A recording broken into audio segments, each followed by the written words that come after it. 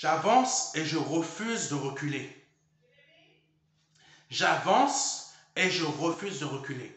C'est pour ça que j'ai coupé tout ce qui est encre dans mon cœur afin que le diable ne puisse plus me retenir. Et c'est ce qu'il faut que vous fassiez dans votre vie. Au nom de Jésus-Christ.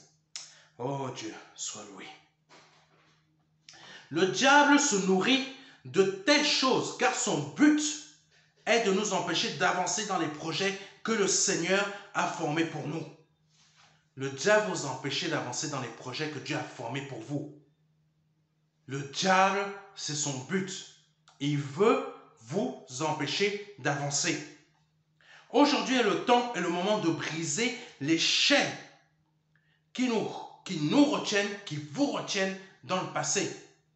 Vous voulez être béni, cassez ces chaînes, cassez cette encre. Même s'il y en a plusieurs, cassez-les tous. Si cette encre représente le pardon, donnez-le. Cassez l'encre, donnez le pardon. Si cette encre représente la cigarette, cassez cela. Si cette encre représente la pornographie, cassez. Si cette encre représente l'adultère, arrêtez l'adultère. Et avouez-le à votre femme. Et avouez-le à votre pasteur. Oui. Avouez-le à votre pasteur. C'est très important. C'est très important. Oh Dieu.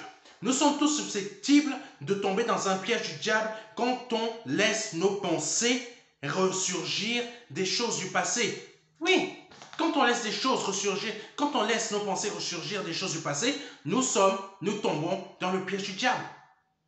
Et c'est ce que le diable, il aime. Oh, ma belle-sœur m'a fait ça. Oh, ma belle-mère m'a fait ça. Oh, telle personne m'a fait ça. Ça date d'il y a 10 ans.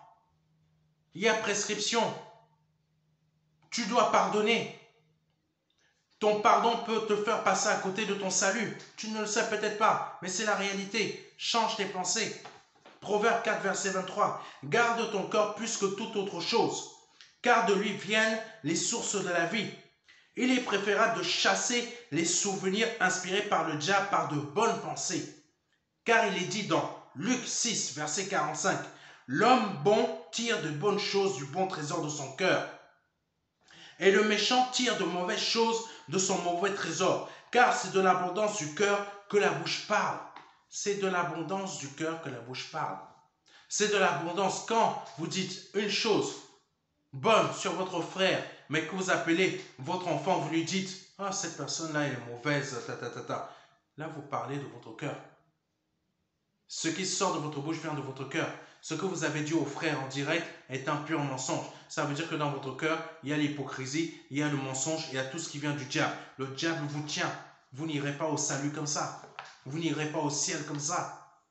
Vous n'aurez pas vos bénédictions comme ça. Vous manquez de respect à votre frère, vous manquez de respect à votre père, vous manquez de respect à votre pasteur, vous manquez de respect à peu importe de qui vous parlez de cette manière, vous manquez de respect. Ne vous attendez pas à entrer au paradis. C'est dur ce que je dis, mais c'est la réalité. Oh Dieu. Cela veut dire aussi que nous devenons méchants aux yeux de Dieu quand on agit comme ça. Oui. On a beau avoir donné notre vie à Jésus-Christ, mais nous devenons méchants. Nous passons de juste à méchant parce que nos pensées, nous ne les avons pas changées. Nous prenons un habit impur au lieu d'avoir un habit blanc, pur. Nous avons été lavés par Christ, par le sang de Christ, et nous retournons au péché. Ce n'est pas normal. Quand on change nos pensées, on a changé de manière d'agir. On est dans la conversion réelle. La conversion qui amène réellement à la repentance. Amen. Quand on laisse les pensées que le diable nous inspire envahir notre cœur, puis se manifester par notre comportement ou nos paroles, nous avons péché. Oui. Par cette action, nous quittons la présence de Dieu pour revêtir un habit de péché. Comme je l'ai dit tout à l'heure, nous quittons la présence de Dieu. Vous priez, Seigneur, donne-moi ma maison, donne-moi ma femme, donne-moi mon mari, donne-moi ça. Le Seigneur ne peut pas vous entendre. Il y a un voile. Et ce voile s'appelle le péché. Et c'est une séparation entre vous et Dieu. Pour y remédier, il faut changer votre pensée. Conversion réelle. Un enfant de Dieu doit vivre chaque instant de sa vie dans la lumière et reconnaître dans son cœur les pensées inspirées par le diable afin de laisser son cœur être envahi par cela. Amen. Il doit aussi avoir la capacité de reconnaître les pensées inspirées par le diable. Oui, un enfant de Dieu doit avoir la capacité de reconnaître les pensées inspirées par le diable. Oh Dieu, on doit être capable de reconnaître ce type de pensée. Que ça vienne dans notre tête ou la personne qui est en face de nous, ou notre mère, notre femme, nos enfants, notre frère ou notre soeur.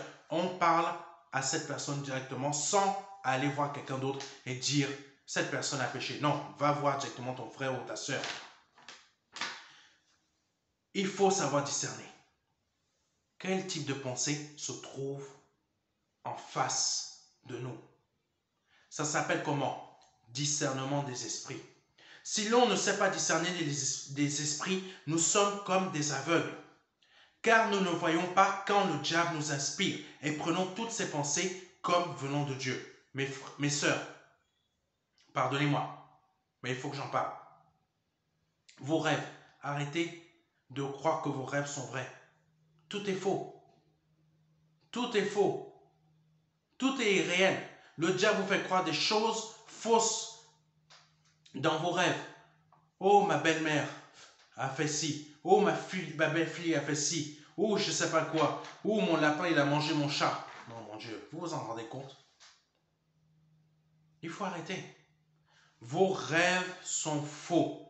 Le diable vous fait croire des choses fausses, mais vous ne voulez pas comprendre et l'entendre. Donc, tant que vous ne voulez pas le comprendre et l'entendre, ne pensez pas que vous irez au ciel. Parce que vos rêves vont toujours vous emmener à critiquer l'autre. Au lieu d'aller le voir et lui dire « J'aime pas ce que tu as fait la dernière fois ». Au lieu de dire à une autre personne « Oui, j'ai vu cette personne dans mon rêve qui a fait ta, elle est mauvaise. Mon Dieu, là tu viens de pécher, tu ne te rends même pas compte. » Si l'on ne sait pas discerner les esprits, nous sommes comme des aveugles. Car nous ne voyons pas quand le diable nous inspire et prenons toutes ces pensées comme venant de Dieu. Faites attention à vos rêves, mes sœurs. Faites attention à vos pensées, mes frères. C'est important. Voilà comment l'on peut passer à côté de son salut par manque de discernement. Par manque de discernement d'esprit. Ce manque de discernement nous emmène aussi à perdre beaucoup de nos frères et sœurs en Christ qui partent.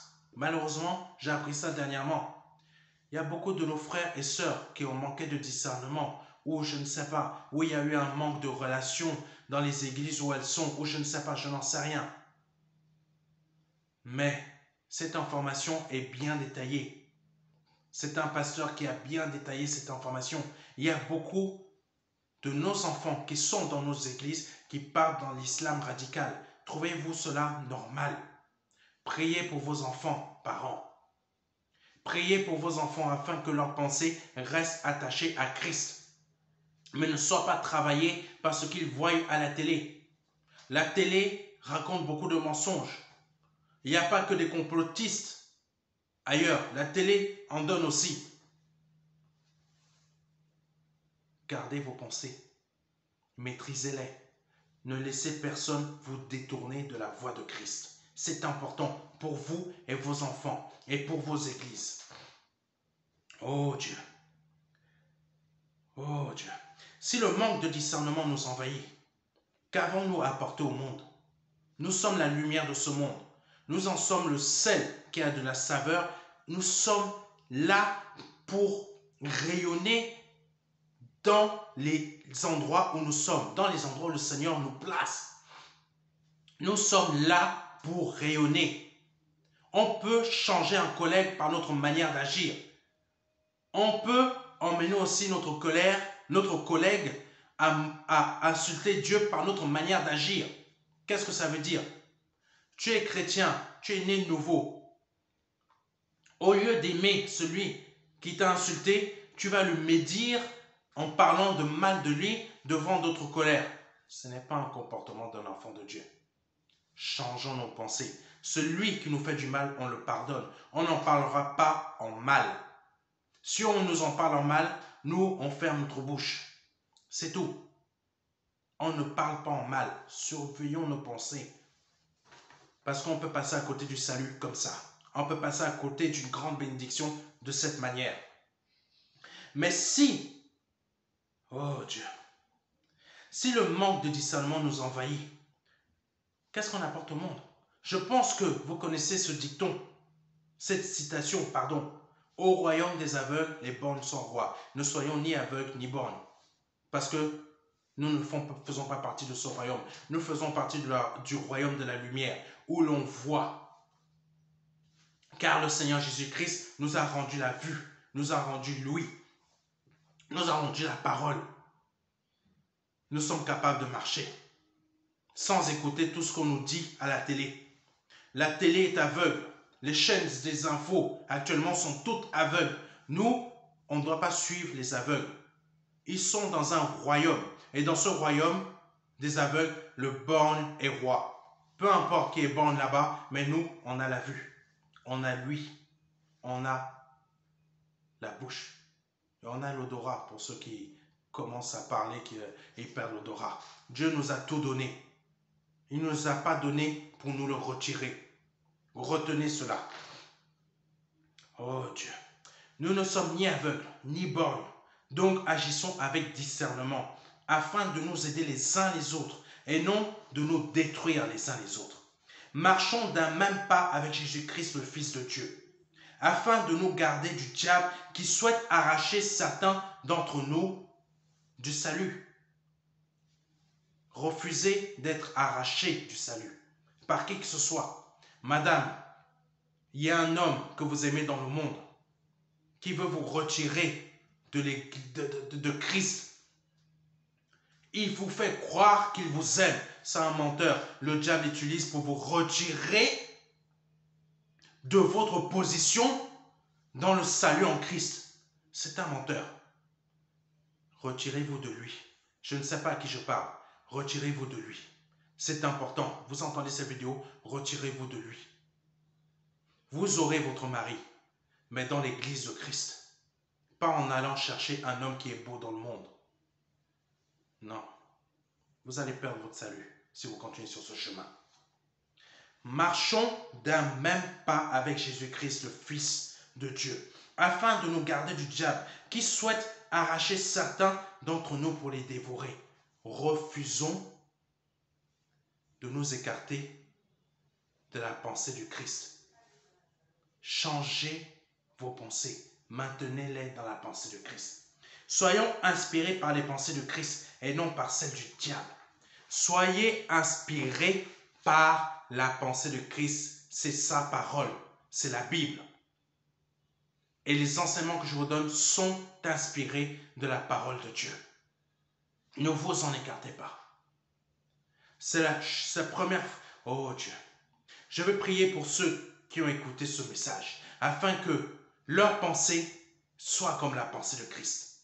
J'ordonne dans votre vie que votre pensée soit conforme à la pensée de Christ. Que toutes les pensées négatives qui ne sont pas de Christ dans votre vie chassent votre tête, chassent votre comportement, chassent votre cœur, afin que par le nom de Jésus-Christ, vous ayez accès au salut et aux bénédictions abondantes de Christ qu'il a prévues dans votre vie.